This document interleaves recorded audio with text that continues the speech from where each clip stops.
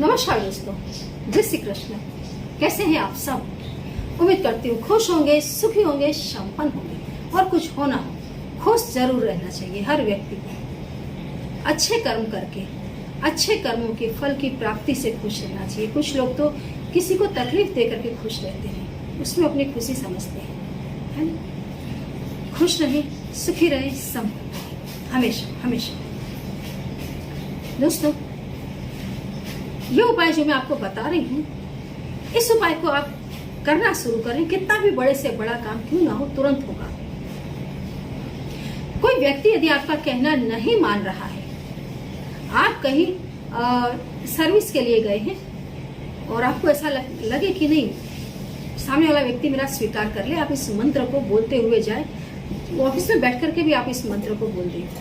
कहीं आप अपने बच्चे की शादी ब्याह की बात करने के लिए गए हैं, आप इस शब्द को बोलते रहें। कोई भी काम, कोई आपसे पैसे दबा करके आपके बैठ गया है और वापस नहीं दे रहा है, आप इस मंत्र को बोलने लग जाएं। दोस्तों, इन शब्दों में वो शक्ति है जो व्यक्ति की तमाम इच्छाएं पूरी कर देती है। करोड़ों, अब्जों, अनगिनत शब्द हर व्यक्ति दुनिया में बोल रहा है। हजारों की संख्या में कवि हो गए, लेखक हो गए, लेकिन कुछ एक ग्रंथ, कुछ ही शब्द ऐसे हैं जो इतने ज्यादा मजबूत और शाश्वत हैं कि वर्षों से अस्तित्व में है और आज भी अपना काम कर रहे हैं। तभी उनका अस्तित्व लंबे समय से कायम है। देखना दोस्तों, कितना भी चमक रहा है मेटल, यदि वो सोना नहीं है तो थोड़े दिन में उसकी चमक चली जाएगी। लेकिन यदि आपने सोना खरीदा है, चमक भले थोड़ी कम भी दिख रही हो, लेकिन सोना है तो वर्षों वर्ष एक जैसा रहता है।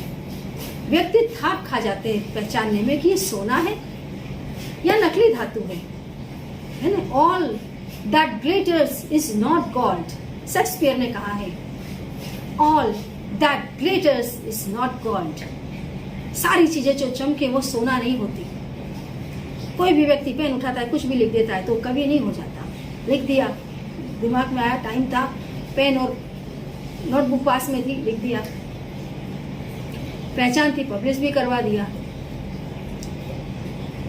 ये वो शब्द है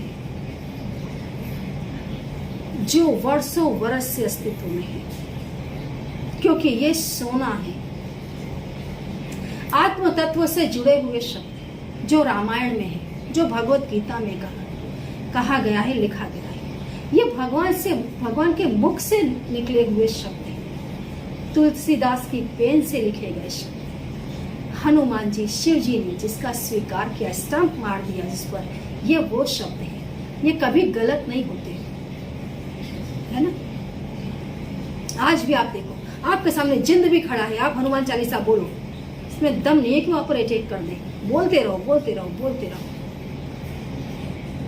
कितनी भी बड़ी चुड़ैल खड़ी है, रात को जामू के पेड़ के नीचे नहीं जाना चाहिए, क्योंकि उसमें चुड़ैल होती है, बिल्कुल फेक बात है। आप जामू के पेड़ के नीचे बैठ जाओ और हनुमान चालीसा बोलो, वो आपका कुछ नहीं बिगाड़ सकती। लिख लो इस चीज को।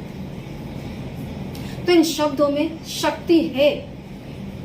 आज आपको वही बताने के लिए जा रही हूँ। कौन से वो शब्द है जो बोलने से आपका बड़े से बड़ा काम आसानी से हो सकता है। शब्द: सुर नर मुनि की यही है रीति, स्वार्थ लाग करे सब प्रीति। सुर नर मुनि की यही है रीति, स्वार्थ लाग करे सब प्रीति।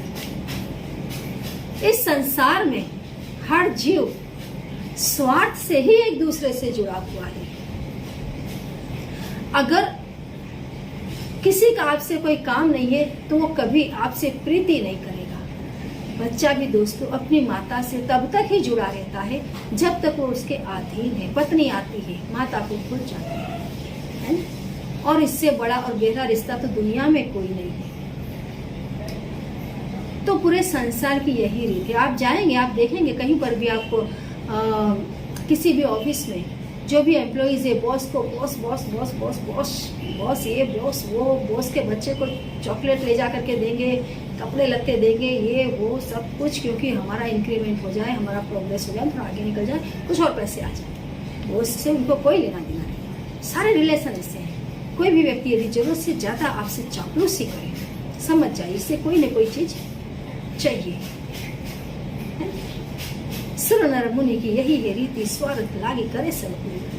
भगवान की हर स्तुति में कोई न कोई चीज भगवान से मांगी जा रही है।